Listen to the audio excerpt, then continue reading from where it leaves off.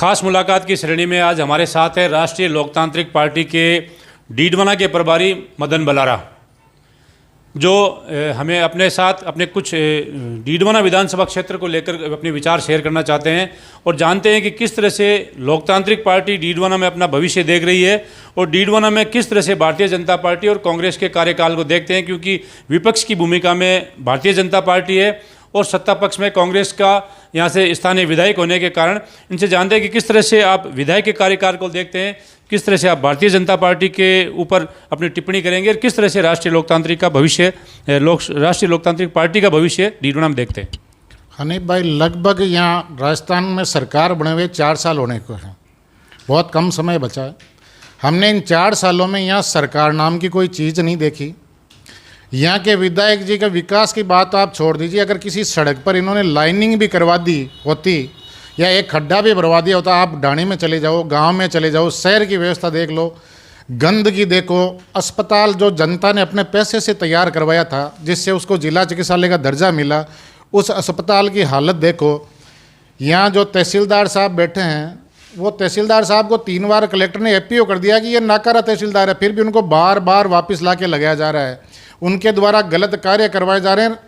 अभी उन तहसीलदार साहब का लगभग 3 महीने का कार्यकाल बाकी है, तो हमें डर है कि पता नहीं 3 महीनों में ये किन किन कागजों पर साइन करवाएंगे और वो उसका पता लगेगा हमें सालों बाद में। अब तो नगर पालिका के ईओ को एपीओ करवा के उसका चार्ज भी उस तहसीलदार को दे दिया गया है। मोलासर के अंदर ज़मीन प्रकरण है जिसके अंदर सरकारी अंगोर की ज़मीन को कुछ लोगों को हेर फेर करके कागजों में और उस ज़मीन को एससी के 4 लोगों के नाम चढ़ा के एक ही दिन में पंचायत मोलासर के द्वारा एनओसी जारी की गई, उसका कन्वर्जन किया गया, उसका मेटेशन किया गया और दूसरे के नाम रजिस्ट्री। इतना तेज़ी से भ्रष्टाचार का कार्य किया गया और जिसके अंदर विधायक जी का साडू जो मोलासर नायब तहसीलदार था वो भी शामिल है। और अभी वर्तमान में जो कोऑपरेटिव सोसाइटी के अंदर बक्सारा ग्राम प्रकरण आप देख रहे हो, जो हर दूसरी पोस्ट सोशल मीडिया की आ रही है, उस बक्साराम के पास में 6 जगह का कोऑपरेटिव का चार्ज दिया गया है। जिस मंडूपरा सोसाइटी के अंदर उनको 3,37,000 रुपये के करीब जो क्लेम मिला है, वहाँ बक्साराम की कोई ज़मीन नहीं है। और उस सोसाइटी के अध्यक्ष अभी वर्तमान में चेंज हो गए, मुझे पता नहीं, पहले चेतन जी डूडी विधायक डीडवाना थे, तो उनकी जिम्मेदारी बनती थी कि उनको आगे आके इस व्यवस्थापक के खिलाफ एफआईआर दर्ज करवानी थी। इतना किसानों का प्रदर्शन होने के बावजूद और लोगों की मांग होने के बावजूद विधायक जी काफ़ी दिनों बाद जब बोले हमीदपुर में, तो उन्होंने कहा क्या हो गया, खा गया तो। अरे आप जिम्मेदार पद पर हो, एक विधायक हो, आप संवैधानिक की रक्षा करने के लिए हो, या क्या आपका ये स्टेटमेंट समझ ही नहीं आ रहा, क्या इस पर हंसें या दुख प्रकट करें। दूसरी बात, डीडवाना में भाजपा की हालत ये है कि लोग तो हमें ये कहते हैं कि भाजपा वालों के उन्होंने अपने साथ 10% में पार्टनर रखते हैं, क्योंकि 4 साल में आपने देखा होगा कितने बड़े बड़े मुद्दे हैं जिनमें विपक्ष का धर्म बनता है कि उन मुद्दों को जनता के सामने रखें, अपना विरोध दर्ज कराएं। जो गलत कर रहा है सत्ता पक्ष तो उसके सामने खड़ा होना चाहिए। यहाँ तो विपक्ष कहीं आपको नजर ही नहीं आया। ये तो केवल आरएलपी पार्टी ऐसी है जो लगातार राजस्थान, नागौर और डीडवाना में अपने विरोध प्रदर्शन करके विपक्ष की भूमिका निभा रही है।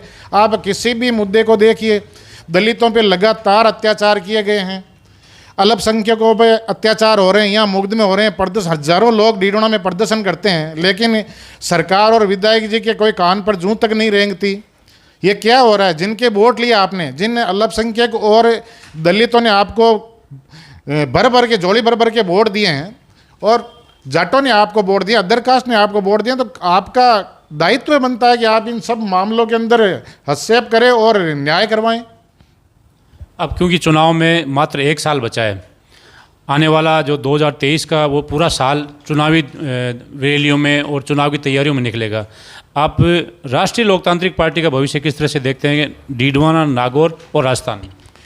राष्ट्रीय लोकतांत्रिक पार्टी आपने देखा भी होगा, विधानसभा से लेकर लोकसभा तक जनहित के मुद्दे, अन्याय के विरुद्ध आवाज़ बन के उभरी है। आज आप कहीं भी जाओ तो आपको पता लगता है कि राष्ट्रीय लोकतांत्रिक पार्टी किसी गरीब, मजलूम, दलित, अल्पसंख्यक के साथ अन्याय होता है तो वही आपको खड़ी मिलती है।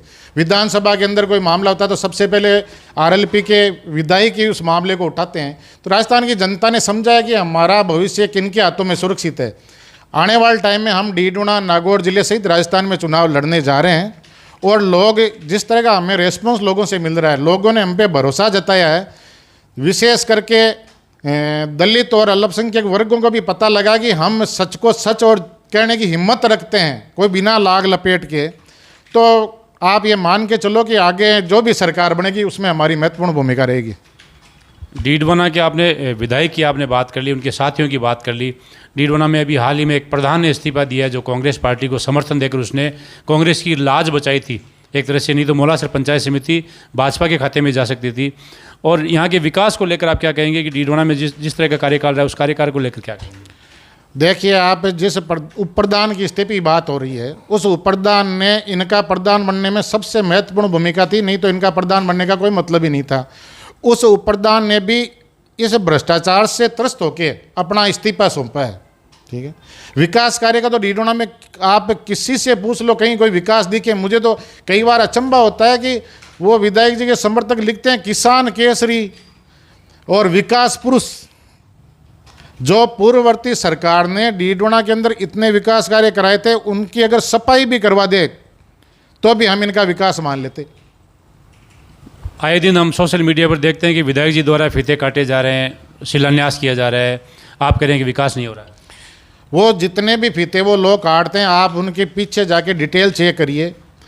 स्कूल के जो कमरे हैं, आप अगर सैंक्शन देखिए, इस विधायक के कार्यकाल में कोई कमरे सैंक्शन नहीं है। वो पूर्व में या अलग मद में, कहीं वो केंद्रीय कोटे में, जब विद्युत के वो उद्घाटन करें तो सारे अलग ही प्रावधान है। जब सेंटर की स्कीम में जब सब जगह लाइटें दी गई, उसमें वो लाइटें लग रही है। पानी की व्यवस्था सेंट्रल की स्कीम से चल रही है। वो जनता जल योजना है, दीनदयाल उपाध्याय उज्ज्वला योजना है, उनका प्रचार ये अपना बता के कर रहे हैं और ये सोच रहे हैं सभी भोले भाले लोग हैं। मेरे समझ में नहीं था, लेकिन अब आज जागरूक हो गए हैं लोग, लोगों को सबको पता है कि क्या होने वाला है। इन्होंने तो अपने लोगों को, जैसे अभी राजीव गांधी ग्रामीण ओलंपिक में खाने का टेंडर था, वो भी अपने आदमी को दिलवाया और इतना घटिया क्वालिटी का खाना परोसा गया कि बच्चों ने उसको फेंक दिया। आप कहीं भी जाके डीडवाना विधानसभा के बच्चे को पूछ लीजिए, आप ग्राम सेवक से लेकर पटवारी तक भ्रष्टाचार इन्होंने फैला दिया है। नगर पालिका में कोई भी काम बिना भ्रष्टाचार के होता नहीं है। आप पंचायतों की क्वालिटी चेक करवाइए। यहाँ अभी आपने देखा होगा कि पंचायत राज मंत्री रमेश मीणा जी ने भी कहा कि यहाँ बहुत ज़्यादा भ्रष्टाचार हो रहा है। तो ये तो अपने आप सबके सामने है। भारतीय जनता पार्टी के देश के प्रधानमंत्री है और भारतीय जनता पार्टी के राष्ट्रीय लोकतांत्रिक पार्टी सहयोगी भी रही है और भारतीय जनता पार्टी खुद भी सहयोगी रही है। तो इन केंद्र की सरकार के कार्यकाल को आप किस तरह से देखते हैं? देखिए, केंद्र के हम सहयोगी रहे। हमने राष्ट्र हित के मुद्दों पर केंद्रीय सरकार को समर्थन दिया था, लेकिन जब बात किसानों की आई, जब बात हमारे अधिकारों की आई, तब हमने वहाँ से अपना समर्थन वापस ले लिया। हमारा मुद्दों पर समर्थन है उनको। अगर अच्छा काम करेंगे तो हमें, चाहे कोई भी करें, जो भी राष्ट्र हित में और सही कार्य करेगा उसका राष्ट्रीय लोकतांत्रिक पार्टी हमेशा समर्थन करती आई है। अगर कोई भी गलत करेगा, चाहे हमारा भाई क्यों नहीं, हम उसके विरोध में खड़े होंगे।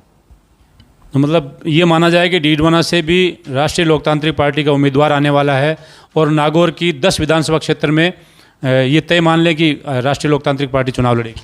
राष्ट्रीय लोकतांत्रिक पार्टी अभी हमारी तैयारी तो 200 के 200 पर चुनाव लड़ने के, लेकिन आप तय मानिए कि नागौर जिले की 10 सीटों पर रालोपा चुनाव लड़ने जा रही है। हम यहाँ पर सभी जातियों की सोशल इंजीनियरिंग का ध्यान रखकर अल्पसंख्यक, दलित, जाट और अन्य जो जातियाँ हैं उनका समीकरण बना के चुनाव लड़ने जा रहे हैं। ये थे राष्ट्रीय लोकतांत्रिक पार्टी के मदन बलारा, जिनका कहना है कि राष्ट्रीय लोकतांत्रिक पार्टी आने वाले विधानसभा चुनाव में सभी 200 विधानसभा क्षेत्रों पर चुनाव लड़ने जा रही है। और ख़ासकर डीडवाना की इन्होंने जो मुद्दे बताए हैं, डीडवाना के विधायक के कार्यकाल को बताया है, वो एक अपने आप में बहुत बड़ा आरोप है। लेकिन देखने वाली बात ये होगी कि इनके जो वक्तव्य है, इसका बयान विधायक जी द्वारा किस तरह दिया जाता है। सहयोगी आसिफ के साथ हनीफ खान, डीडवाना।